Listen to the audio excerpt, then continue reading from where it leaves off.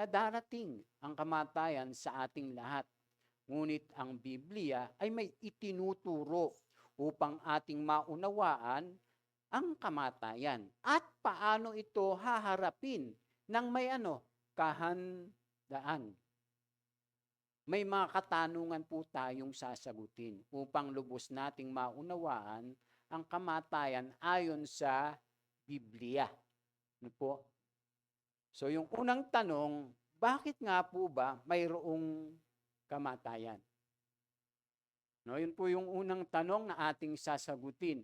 Bakit nga po ba mayroong kamatayan? Una po, no, ang kamatayan ay bunga ng kasalanan. Ang kamatayan ay pumasok sa pamamagitan ng kasalanan. Hindi layo ng Diyos na ang tao ay mamatay. Hindi po layunin ng Diyos yun. Wala sa plano, o sa kaplanuhan, ng Diyos na yung tao ay mamatay. Kaya nga nag-utos nga ang Diyos sa mga tao para hindi sila mamatay. Kaya lang yung pinag-utos ng Diyos, sinuway. Kasi ang layunin at kalooban ng Diyos sa tao ay makasama yung tao sa walang hanggan. Wala po sa plano ng Diyos na yung tao ay mamatay o malayo sa Kanya. Ang tao lang yung merong sariling pagpapasya. Mga kapatid, sabi nga po rito, ang kamatayan ay bunga ng pagsuway ng tao sa Diyos. So, unang-una po, sabi diyan, ang kamatayan ay bunga ng kasalanan. Number 1, layo ng Diyos na kasama ang tao sa walang hanggan, kapiling niya. Yan po yung una. Layo ng Diyos na makasama ang tao sa walang hanggan, kapiling niya. Tingnan niyo po, basahin natin. Sabi rito, inilagay ng Panginoong Yahweh ang tao sa halamanan ng Eden upang ito'y pagyamanin at pangalagaan. So yun po yung plano ng Diyos. Nung nilikha niya yung tao, inilagay niya doon sa halamanan ng Eden. Para yung na yun, Eden na yun ay kanilang pamahalaanan at pangalagaan, pagyamanin at pangalagaan. So ibig sabihin, talagang ang plano ng Diyos sa mga tao, ay kakasamahin sila. Tapos sila po yung nangangalaga doon saan? Sa halamanan ng Eden. Actually, yan gusto ng Diyos na yung halamanan ng Eden, talagang lumawak yan. Dahil ang sabi nga ng Diyos sa mga tao, punuin niyo ng inyong mga supling ang buong daigdig. So ang plano ng Diyos, yung taong nilikha niya ay hindi mamamatay, makakasama niya doon sa Garden of Eden, tapos yung buong daigdig parang magiging siya, yung Garden of Eden. Yun po yung plano ng ating Panginoon. Na yung mga tao, ay mangangalaga dito sa daigdig. Nang walang yung wala sanang problema, walang sakit, ganun, walang gutom, walang uhaw, ganun, walang gera, walang away, walang gulo, wala pong ganun. Dapat, nung nilikha ng Diyos ang tao. Kasi nga, ang gusto niya, makasama yung tao sa walang hanggan na naroroon yung kapayapaan. Kaya ang sinabi niya sa tao, makakain mo ang alinmang bungang kahoy sa halamanan, maliban sa bunga ng punong kahoy na nagbibigay ng kaalaman tungkol sa mabuti't masama. Wag na wag mong kakainin ang bungang iyon, sapagkat sa araw na kainin mo iyon ay mamamatay ka. At ano po yung nangyari? Diba? Sumuway sila. Nagkasala po yung tao. At dahil nga puro Ang naging bunga nun ay ano? Kamatayan. Kaya nagkaroon na ng ano? Kamatayan. Kaya namamatay na yung tao. Nung magkasala yung tao. Pero dapat, ang tao ay ano? Hindi namamatay. Hindi po dapat namamatay ang tao. Nagkaroon lang ng kamatayan nung magkasala. Dahil ayaw nga ng Diyos na mamatay yung tao. Ayaw nga ng Diyos na yung tao mawalay sa Kanya sa walang hanggan. Kaya lang nagkaroon ng tinatawag na kamatayan dahil nga sa pagkakasala. Layo ng Diyos na makasama ang tao sa walang hanggan, kapiling niya. Hindi bahagi ng orihinal na plano ng Diyos na ang tao ay mamatay. Wala yon sa kaplanuhan ng Diyos. Yung tao lang talaga, ang nagpasya. Ano po yung susunod? Ang kamatayan ay bunga ng kasalanan at ang kasalanan ay ang pagsuway ni Adan. Ayan. So basahin natin. Basahin po natin, sabay-sabay. Balik po tayo sa 1, 2, 3, para malaman natin yung kasaysayan, Sa hindi nakakaalam. 1, 2, 3, basa. Ang ahas ang pinakatuso sa lahat ng hayop na nilikha ng Panginoong Yahweh. Isang araw, tinanong nito ang babae, totoo bang sinabi ng Diyos na huwag kayong kakain ng anumang bungang kahoy sa halamanan? Sumagot ang babae, maaari naming kainin ang anumang bunga sa halamanan. Huwag lamang ang bunga ng puno na nasa gitna niyon. Sinabi ng Diyos na huwag naming kakainin, ni hihipuin man ang bunga nito, kung kami raw ay kakain ito, mamamatay kami. Wait. Di ba may dagdag na siya? May dinagdag na yung tao. Kung kami raw ay kakain at hihipuin ito. May dinagdag na kaagad. Minsan ganun yung tao pag nagkikwento, Kaya delikado po yung yung masyadong madaldal yung masalita. At sinabi din ng Biblia yan, ang taong masalita, ang kasalanan ay hindi nawawala. Bakit? Minsan sumusobra. Kaya yung kadaldalan, medyo mag-ingat tayo. Dahil sabi ng salita ng Diyos yan. Mga kapatid. Kaya sabi ng salita ng Diyos, pag-aralan natin laging manahimik. Kaya pagka mahilig kang mangapit bahay, ayun, minsan nag-aaway-away yung buong barangay dahil sa'yo. Tuloy natin. Ngunit, sinabi ng ahas, hindi totoo iyan. Hindi kayo mamamatay, sinabi lang iyan ng Diyos, sapagkat alam niyang kung kakain kayo ng bunga niyon, ay makakaunawa kayo. Mas matitito si Satanas. Ang sabi niya, hindi totoo iyan. Talagang napakasinungaling, Napakasinungaling ng dyablo. Yung tao, merong dagdag. Yung dyablo, sobrang sinungaling. Kasi sabi ng Diyos, huwag kayong kakain. Mamamatay kayo. Kay Satanas, hindi totoo iyan. Ganon po ang dyablo. Ididisib tayo na hindi mangyayari ito, hindi darating yan, hindi ka mamamatay pag ginawa mo yan. Kasi minsan lang naman yan. Diba?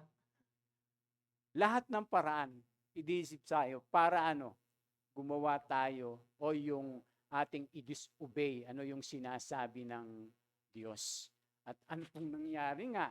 Sabi diyan, sila bilang iyan ng Diyos sapagkat alam niya kung kakain kayo ng bunga niyon ay makakaunawa kayo. Kayo'y magiging parang Diyos at malalaman ninyo ang mabuti at masama. Tapos, ano susunod? Ang punong kahoy ay napakaganda sa paningin ng babae at sa palagay niya ay masarap ang bunga nito. Naisip din niya na kahanga-hanga ang maging marunong. Kaya't pumitas siya ng bunga at kumain ito. Binigyan niya ang kanyang asawa at kumain din ito. Piruin mo yun, kay Adan po unang iniutos yun.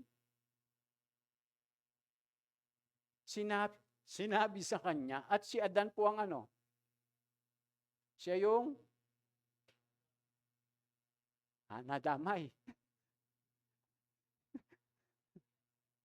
Siya yung leader.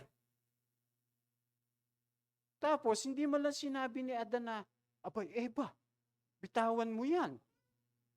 Hindi nyo napansin yung hindi sinabi ni Adan, aba, Eva, itapon mo yan. Huwag mo akong bigyan yan. Ang utos ng Diyos, huwag kakain yan. Anong ginawa niya? Di ba tumanggap siya? Kumain din siya. Dapat yung tatay, di ba? Siya yung nakakaalam.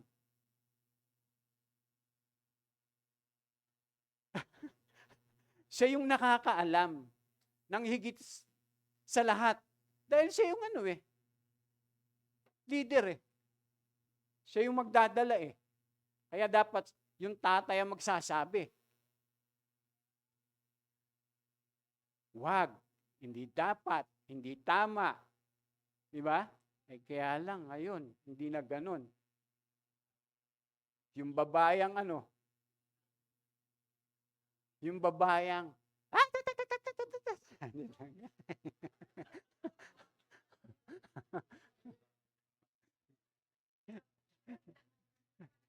hindi, yung tagpo inaano lang natin, yung binibigyan lang natin ng yung makatotohanan na dapat ay nangyayari. Kasi minsan binabasa lang natin ng yan parang wala lang. Pero doon pa lang doon sa panahon nila, sila pa lang yung tao. Oo. Yung hindi nila ginawa noon, yun yung nangyayari ngayon.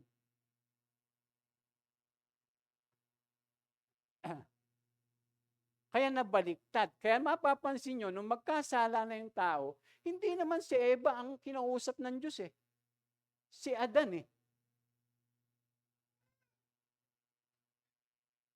Di ba?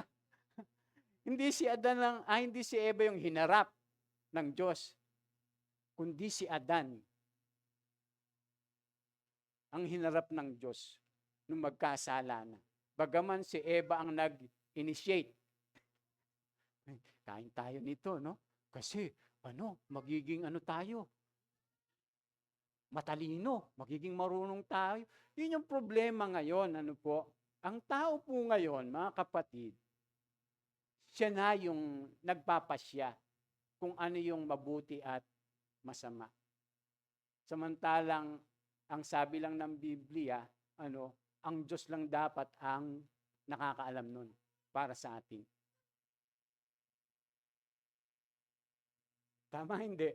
Kaya yung mga tao ngayon, sinasabi nila, hindi ko na kailangan yan. Huwag mo na akong pangaralan. Alam ko yung mabuti at saka yung masama. Huwag nyo na akong pagsabihan. Ganun na yung tao. Pagka yung kinukorek, ay hindi magpapakorek. Pagka yung tinuturuan, ay hindi magpapaturo. Kasi nga, sa isip-isip niya, alam niya yung tama at mali. Kaya nung magkasala yung tao na nagpapasya dun sa tama at mali. Samantalang dapat, ang Diyos lang ang gumagawa nun. Tama, hindi. Kaya ngayon, kailangan bumalik yung tao sa Diyos sa pamamagitan ni Kristo. Kaya nga tuturuan tayo kung ano yung tama at mali, ayon dun sa sinasabi ng salita ng Diyos. Tingnan niyo po, pag sumusunod tayo sa salita ng Diyos, di ba, alam natin kung ano yung tama at mali. Pero, nakikinig tayo dun sa sinasabi ng Diyos. Pero pag yung tao, mga kapatid, ay hindi babalik sa Diyos, siya lagi ang magpapasya kung ano yung tama at mali. Kung ano yung mabuti sa masama. Eh sabi ng Biblia, di ba, merong daan sa paningin ng tao ay matuwid o mabuti. Pero ang dulo naman ay kapahamakan. Yun yung mga resulta nung magkasala po yung tao. Pero ang pinakamatindi, yung kamatayan. Pero mo, sabi po ng salita ng Diyos, makakain mo lahat ng bunga ng puno. Lahat ng bunga ng puno. Eh, pero mo, yung puno nga ng buhay. Di ba yung puno ng buhay? Aba, imbis na yun ang kainin nila, ang pinili nila, yung puno na nagbibigay ng kaalaman tungkol sa mabuti at masama. Kaya ang ginawa ng Diyos, di ba, nung sila'y magkasala na, pinalayas na sila saan? Doon sa Garden of Eden. Kasi naandun din yung puno ng buhay. Dahil pag kumain sila nun uli, hindi na sila mamamatay. Tapos yung tao ay mamumuhay saan? Kasalanan. Kaya nung pinaalis ng Diyos yung tao sa Garden of Eden, ang plano niya pa rin, iligtas yung tao. Dahil hindi na maliligtas yung tao. Kung hindi niya paalisin. Dahil kakain ng puno ng buhay, kaya pinapantayan na nga dun sa yun eh. Di ba? Yung may espadang paikot-ikot na ganun. Para hindi makalapit yung sino man. Mga kapatid. Kaya naging resulta yung kamatayan, mga kapatid. Ang kamatayan ay bunga ng kasalanan at ang kasalanan ay ang pagsuway ni Adan. Maaari nilang kainin ang anumang bunga sa Eden, maging ang bunga ng puno ng buhay. Ngunit, pinili nilang gawin ang pinagbabawal sa kanila. Sunod? May naintindihan ba tayo, mga kapatid? Minsan, yung akala lang natin, pagka binabasa natin itong, ay Pastor, Genesis na naman yan, tungkol kay Eva at Adan. Pero yung, yung pong nilalaman, ng mga tagpo niyan, minsan di natin naunawa ang mabuti. Kaya nga po ating inaaral lipat natin. So, yung pangatlo, sabi, sa kamatayan, ang katawan ay babalik sa alabok kung saan ito nang galing. Ano po? Ang sabi ng Biblia, ito naman ang sinabi ng Diyos kay Adan. Si Adan ang sinabihan. Siya na yung hinarap. Si Eva, siya yung hinarap ng dyablo para tuksuhin. Nung magkasala na, si Adan ang hinarap ng Diyos. Sabi niya, ito naman sinabi ng Diyos kay Adan, dahil nakinig ka sa iyong asawa, ng iyong kainin, pinagbabawal kong bunga. Ito yung mga resulta. Dahil dito'y sinusumpa ko ang lupa. Sa hirap ng pagbubungkal, pagkain mo'y magmumula. Di ba? Yun yung resulta ng kasalanan, mga kapatid. Kaya kinakailangan talagang magtrabaho. Pero noon siguro, parang hindi ganon, Bakit? Kasi hindi pa sinusumpa ng Diyos yung lupa.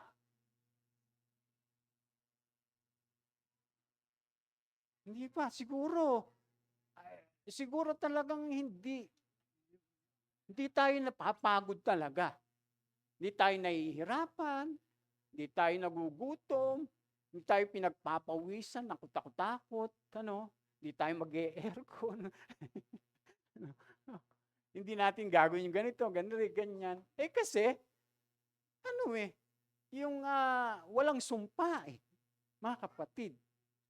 Pero nung magkasala, yan yung naging bunga.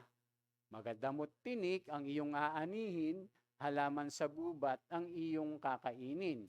Sa pagod at pawis, pagkain mo'y manggagaling, maghihirap ka hanggang sa malibing. Dahil sa alabok, doon ka nang galing, sa lupang alabok ay babalik ka rin. So yun po yung naging resulta, mga kapatid. Kaya pala talaga, no, na namamatay ang tao. Dahil talaga sa bunga ng kasalanan. Kaya pala talagang kailangan magtrabaho tayo, Brother Robert. No? Kaya pala kailangan talaga mag-ano tayo, ano? Maghanap buhay. Kaya pala kinakailangan gawin natin to, gawin natin ano? Kasi nandito pa tayo sa lupa para mabuhay tayo kasi si Adan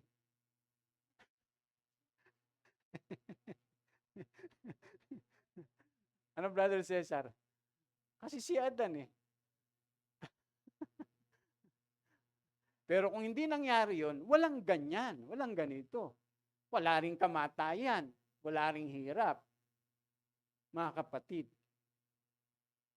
Pero dahil nagkasala yung tao, kailangan nating magpakapagod, magpakahirap, magtiis, magtiyaga. Kailangan nating harapin yon. Dahil bunga na rin yon ng pagkakasala ng tao. Pero ang pinakamatindi yung kamatayan. Dapat hindi po yun ang yayari. Pero dahil nga po sa pagkakasala ng tao, kaya namamatay at nagkaroon ng tinatawag na kamatayan. Sabi diyan, ang lahat ay namamatay ng dahil sa kasalanan, mga kapatid. Sabi diyan, ang lahat ng nilipi ni Adan ay nahatulang mamatay dahil sa kasalanan. Dahil sa kasalanan, pumasok ang kamatayan. Inalis tayo sa orihinal na plano ng Diyos sa walang hanggan, kapiling niya sa Eden. Naalis tayo doon sa orihinal na plano ng Diyos. Na ang tao ay makasama ng Diyos sa walang hanggan doon sa Eden. Pero nagbago ba yung plano ng Diyos sa tao? Hindi.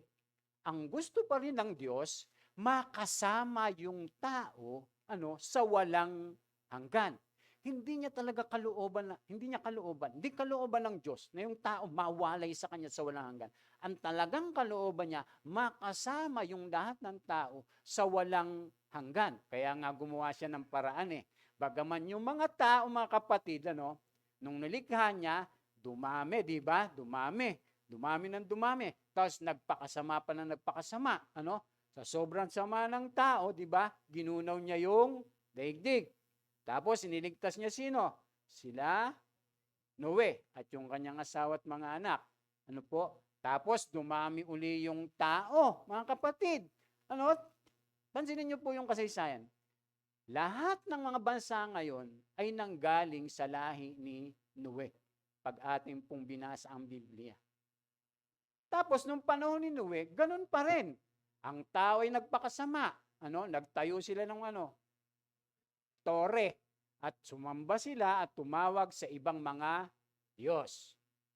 Ang ginawa ng Diyos, dahil isa pa lang ang yung salita at nagkakaisa lagi yung tao, kung anong maisipan nila, ang ginawa ng Diyos, ginulo ng Diyos yung kanilang salita.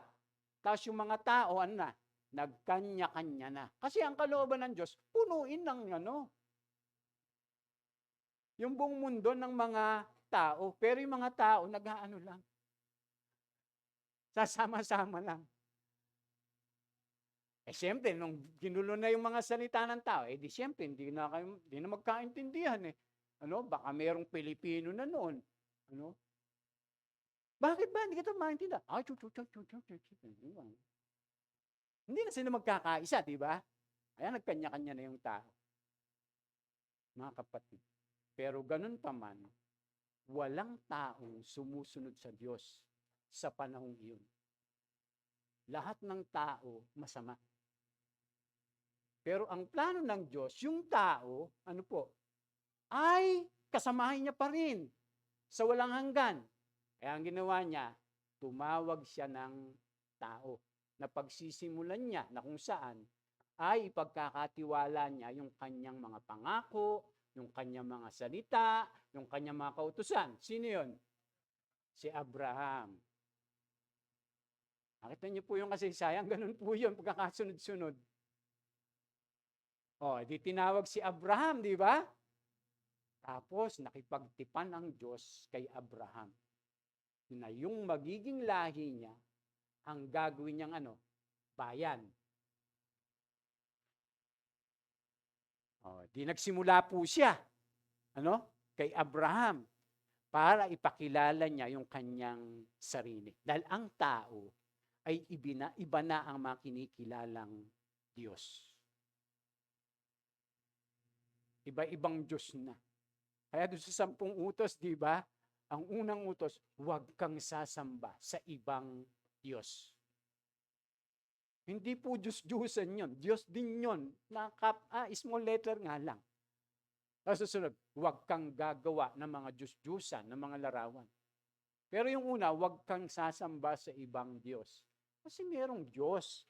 Merong mga Diyos na nilikha ang Diyos. Na Diyos din. Pero meron lang isang Panginoong Yahweh. Yung tunay na Diyos.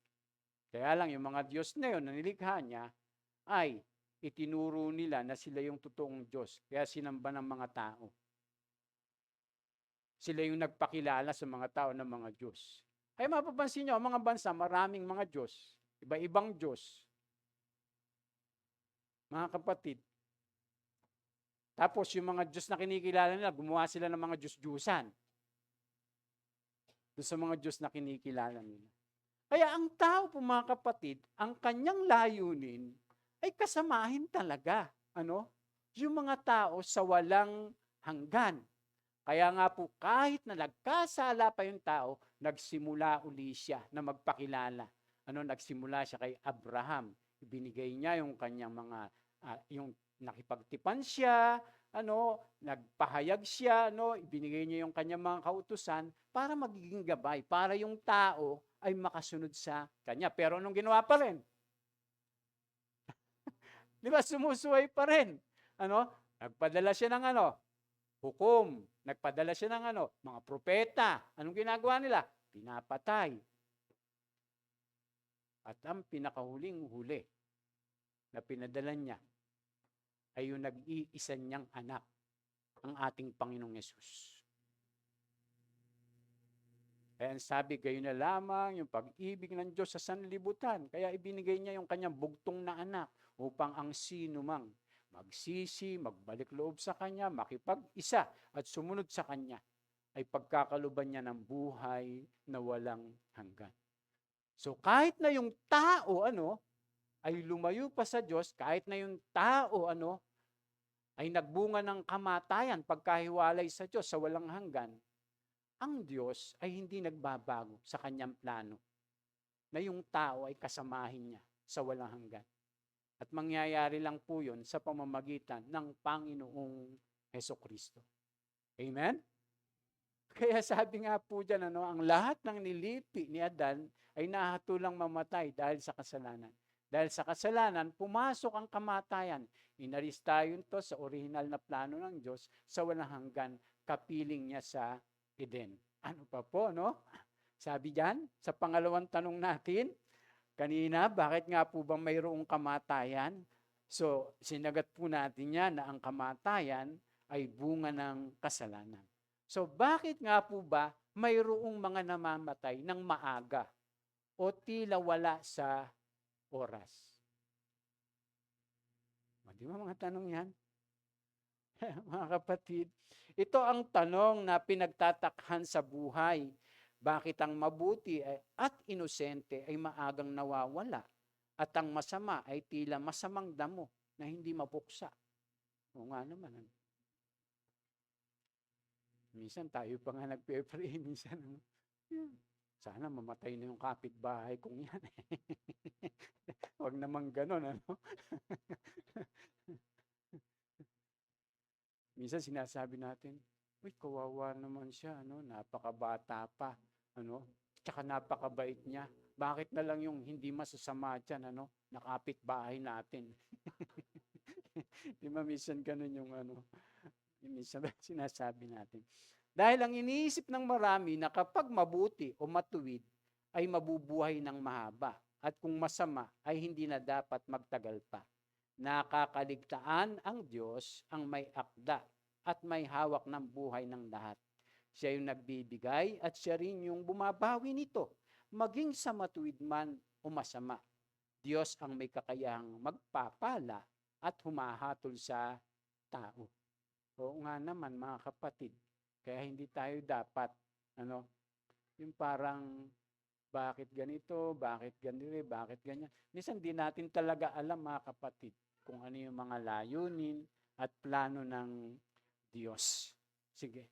So, una po, no, bakit may mga namamatay ng maaga o tila wala sa oras? Sabi diyan, ang maagang kamatayan sa matuwid ay pagliligtas.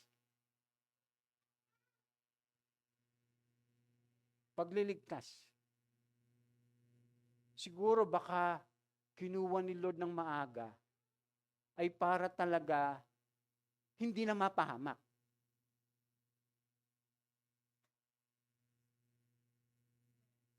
Kasi 'di ba alam ng Diyos yung mga mangyayari. Ano? Kaya ang ginawa ng Diyos, teka, agapan ko na to. Parang ganon, ano? Yung ano lang po natin. Kasi sabi dyan, tinan niyo po, basahin po natin ng sabay-sabay. 1, 2, 3. Ang taong matuwid kapag namamatay, walang nakakaunawa at walang nakikialam. Ngunit siya'y kinukuha upang iligtas sa kapahamakan. Kita nyo?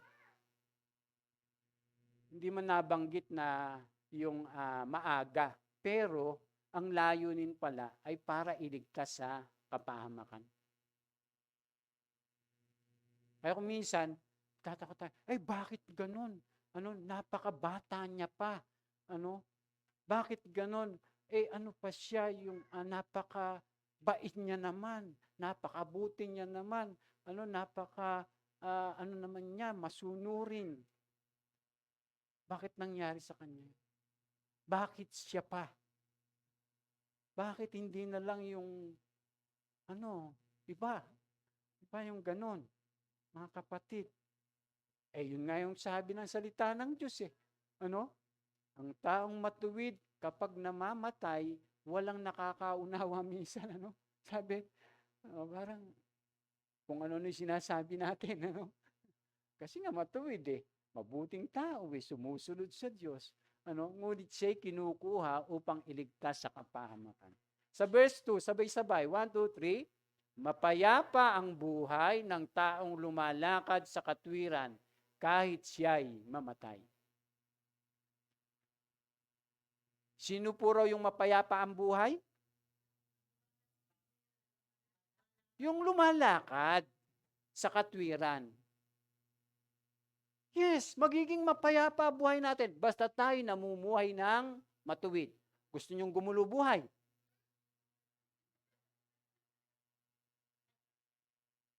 Hindi, andyan, ano lang natin Pag gusto mo ng magulong buhay, mamuhay ka ng magulo. Huwag kang sumunod sa Diyos. Gugulo buhay mo. Sigurado, papasok ka sa kung ano-anong suliranin. Subukan magnakaw.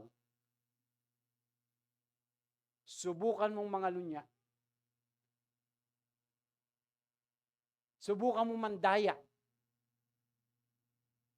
Subukan mong mamuhay sa sanlibutan. Makikita mo yung konsekwensya. Pero kung mamumuhay tayo ng matuwid, anong sabi ng salita ng Diyos? Mapayapa yung ating pong buhay. At ang sabi pa doon, kahit siya'y mamatay. Oh, yun yung tunay na rest in peace. Amen? Ay, hindi po lahat ng namamatay, rest in peace. Hindi totoo yung nilalagay sa ano? Hindi, doon sa lapida. Di ba pa, madalas nilalagay sa lapida? RIP. O kaya SLN.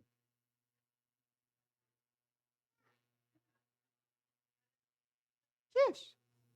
Pero hindi totoo lahat yon. Ang totoo lang ay ito. Yung mapayapa ang buhay ng taong lumalakad sa katwiran, kahit siya'y mamatay. Mamaya, mababasa natin yung mga namatay. Hindi naman mapayapa buhay nung namatay si ano eh. Yung lalaking mayaman. Oh. Mapayapa buhay ba nun? Mga kapatid, hindi po. Kaya po, minsan di natin naintindihan. Pag kami mga namamatay ng maaga, lalo na yung mga mananampalataya, meron din namang ang ginagawa ng Diyos, pinatatagal tayo dahil meron pa siyang pinagagawa sa atin. Alam, minsan di natin matanggap. Bakit nangyari sa kanya? Ay, magagawa natin ang Diyos ang may akda. Mga kapatid, kaya nga itinakda sa tao, yung minsan lang mamatay. Pagkatapos ay paghukom. Ang Diyos ang nagtatakda eh. Hindi naman tayo eh. Kaya mabuti yan o masama. Pag mabuti, nalulungkot tayo. Pagka namatay, di ba? Pag masama, di ba? Kaya sabi nga rito, bakit may mga namamatay na maaga o tila wala sa oras? Sabi nga rito, ang maagang kamatayan ng matuwid ay pagliligtas ng Diyos mula sa kapahamakan at kasamaan na maaring dumating. Ito rin marahil ay habag ng Diyos sa kasalukuyang pagdurusa. Habag pa rin pala ng Diyos. Pangalawa, sabi dyan, ang kamatayan sa mga inosente at walang muwang ay pagliligtas. Ano pong sabi dyan, sandali. Sabi dito, isa ito sa mga napakabigat at mahirap na tuntunin o tuntunin sa buhay o tantuin sa buhay. Ang maagang pagkamatay ng mga sanggol o bata at walang muwang. Katulad ng isang taong matuwid, ang kamatayan ng mga inosente ay pagliligtas ng Diyos mula sa kasamaan at kapahamakan. Sila ay may katiyakan na mapapabilang sa kaharian ng langit. Oo nga, napakaraming mga bata, mga sanggol, mga namamatay. Ay lalo na yung ina-abort. Lalo na yung ina-abort. Pero yung mga nabuhay na yung na talaga, yung pinanganak na, tapos 1 taon, 2 taon, 3 taon, 4 na taon. Iba-iba, maaga na mamatay. Pero yun po ay pagliligtas pa rin ng Diyos. Kasi sabi ng salita ng Diyos, babasahin natin na sabay-sabay ito. 1, 2, 3. Sinabi ni Jesus, hayaan ninyong lumapit sa akin ang mga bata. Huwag niyo silang pagbawalan, sapagkat ang mga katulad nila ang mapapabilang sa kaharian ng langit. Ito lamang po ang sinabihan ng Panginoong Yesus, yung mga bata na nakakasiguro, na mapapabilang sila sa kaharian ng langit. Kaya maraming dun sa langit? Bata. Ewan ko kung bata pa nga talaga. Pero hindi ito yung katulad na nasa isip natin, yung batang namamatay o yung sanggol, yung merong pakpak sa gagawin. Ang tawag nila doon ay hindi po ang kerubin sa Biblia, baka hindi nyo po alam kung ano ibig sabihin. Mga anghel po yung kerubin. Ay sa Biblia po, yung mga ibang anghel, mayroong 6 na pakpak, yung mga anghel na puro mata, ang tawag ay kerubin. Pero hindi kerubin yung yung sanggol na namamatay, tapos may pakpak dito. Manananggal.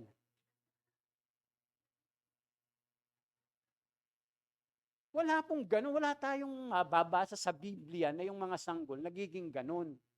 O yung mga bata. Pero ang malinaw, sabi ng Panginoon, ang mga katulad nila ang mapapabilang sa kaharian ng langit. So, ibig sabihin, talaga meron silang assurance na lahat ng mga bata, lahat ng mga sanggol ay naliligtas pagka sila'y namatay.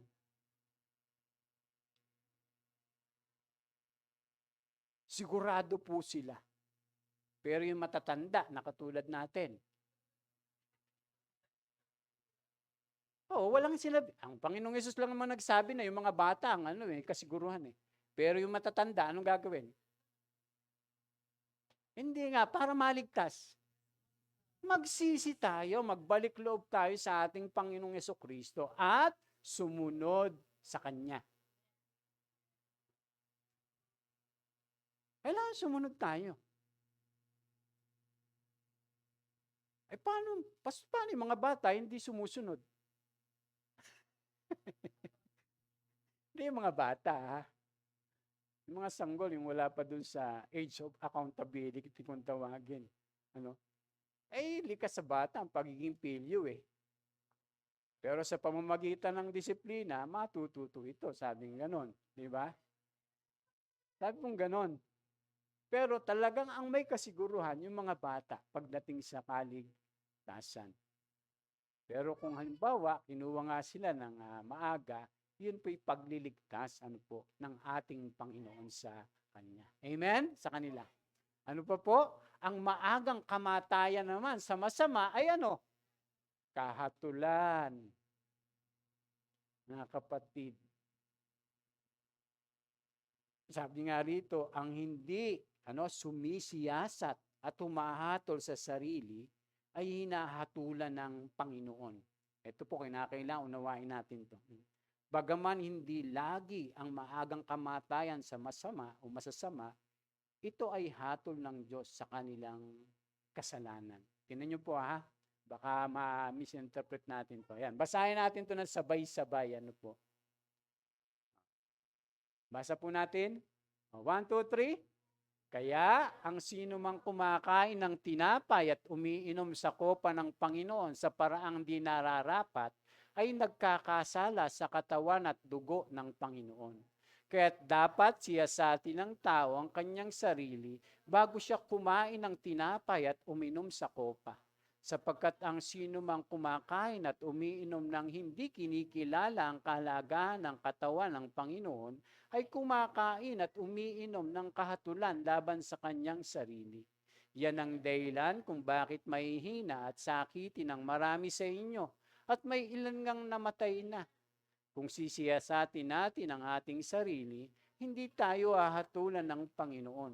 Ngunit hinahatulan tayo ng Panginoon dahil tinutuwid niya tayo upang hindi tayo maparusahan kasama ng sanlibutan. Baka sabi niyo, Pastor, anong connection niyang breaking of the bread? Ang laki po. Yan po yung breaking of the bread, di ba? Yung ating binabasa. Yan po yung pagtanggap ng tinapay na simbolo ng katawan ng Panginoong Yesus, at yung saro ay simbolo naman ng dugo ng ating Panginoong Jesucristo. Diba, inialay ng Panginoong Yesus yung kanyang katawan, nagbubuhos siya ng dugo para sa ating mga kasalanan. Diba? Yan po yan eh. Pero tayo bilang mananampalataya sa ating Panginoon, kailangan hindi tayo basta-basta tumatanggap ng tinapay at saro. Kasi sagrado po yun eh. Ano? Ang sabi ng salita ng Diyos, sabi diyan, kaya ang sino mang kumakain ng tinapay at umiinom sa kopa ng Panginoon sa paraang di nararapat ay nagkakasala sa katawan at dugo ng ating Panginoon. So meron po pala na kumakain o umiinom ng tinatawag na saro at tinapay nang hindi karapat-dapat. At pagka tinetake po natin yun nang hindi karapat-dapat, ay naku mga kapatid, mapanganib po iyon. Nagkakasala po nun tayo sa Panginoon. Anong dapat natin gawin? Kaya ang sabi diyan, kaya't dapat siyasatin ng tao ang kanyang sarili bago siya kumain ng tinapay at uminom sa kopa o dun sa saro. Anong sabi? Anong sabi? Sisiyasatin natin ang ating mga... Bakit?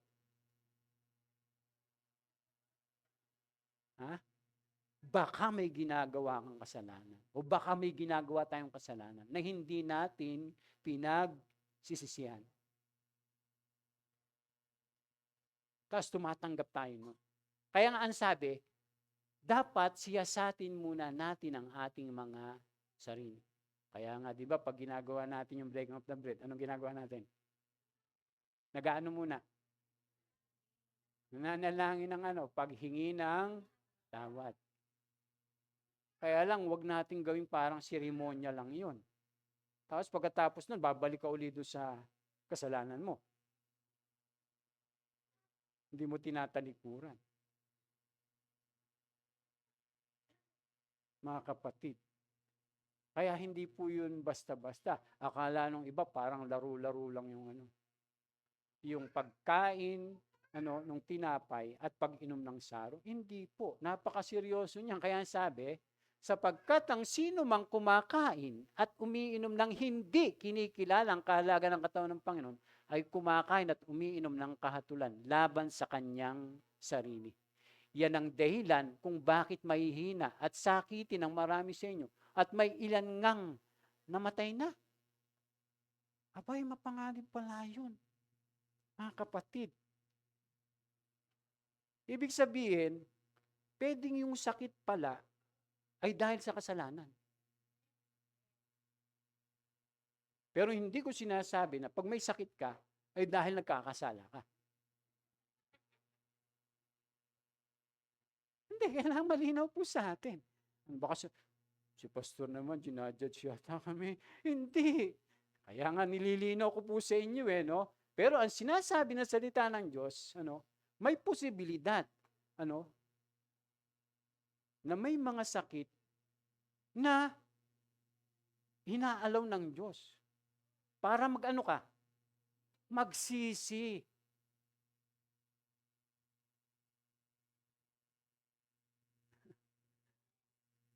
Kaya yung iba pag nagkasakit, di ba, tsaka lang Diyos ko po, maawa po kayo sa...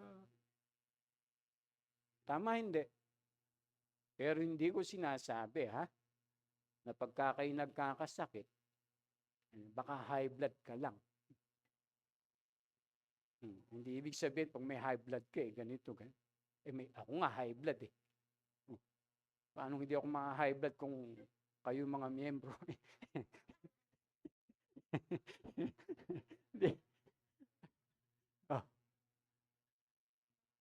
Hindi ibig sabihin yung sakit ay galing sa kasalanan. Pero meron, meron. Kasi yun sinasabi. Kailangan natin, pag binabasa po natin yung salita, unawain po natin mabuti. Unawain, kaya sabi, yan ang dahilan kung bakit may hina at sakitin ng marami sa inyo at may ilan ngang namatay na. Kaya ang sabi, tinan nyo po sabi sa 31, basahin natin sabay-sabay. 1, 2, 3. Kung sisiyasatin natin ang ating sarili, hindi tayo hahatulan ng Panginoon. Kita nyo?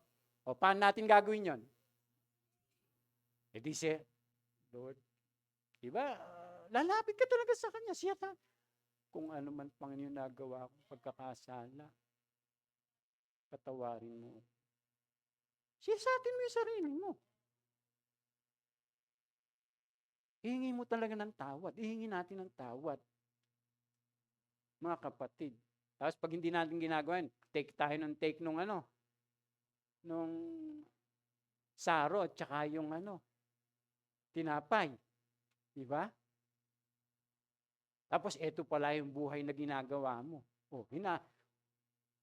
nag-aano ka, nagdadala ka ng hatol sa iyong sarili. Dahil tinatanggap mo yung tinapay at saro nang hindi nararapat.